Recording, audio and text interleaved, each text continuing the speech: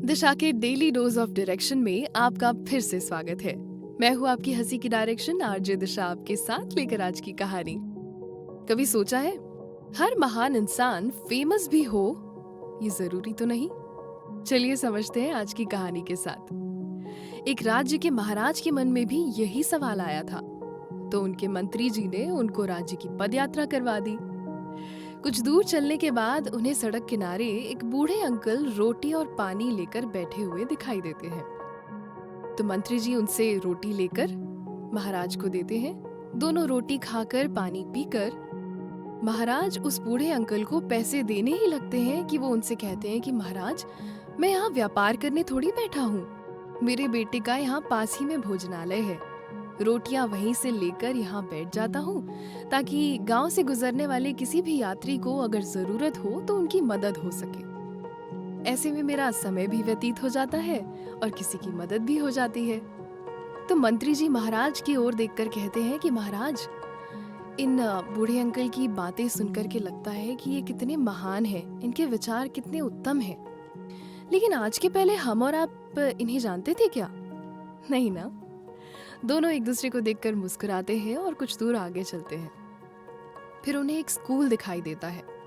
School के अंदर नहीं बल्कि स्कूल के बाहर प्लेग्राउंड में पेड़ के नीचे एक टीचर करीब 100 बच्चों को बैठा कर के पढ़ा रहे थे।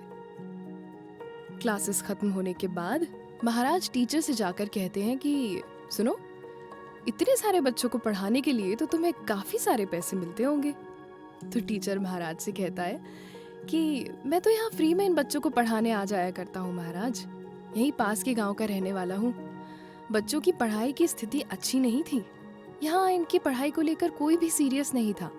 मुझे ये देखकर बहुत बुरा लगता था, तो बस आ जाता हूँ इन्हें यहाँ पढ़ाने के लिए। इसके लिए मुझे कोई पैसे वैसे नहीं मिलते हैं। तो महाराज इस टीचर से पूछते हैं कि तो फिर तुम अपना घर कैसे चलाते हो, अगर अपना पूरा समय यहीं व्यतीत कर देते हो तो टीचर महाराज से कहते हैं कि मैं एक आईटी फर्म में काम करता हूँ, वर्क फ्रॉम होम ले रखा है और नाइट शिफ्ट है, तो बस पैसे वहां से आ जाते हैं। बाकी जीवन में समृद्ध हूँ महाराज, बस बच्चों का सोचकर यहाँ चला आता हूँ।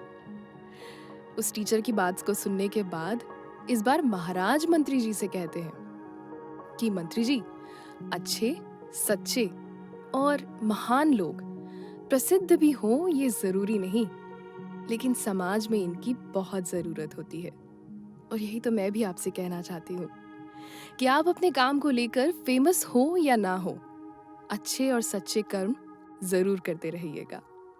मिलती हूँ अगली कहानी के साथ। सायोनारा।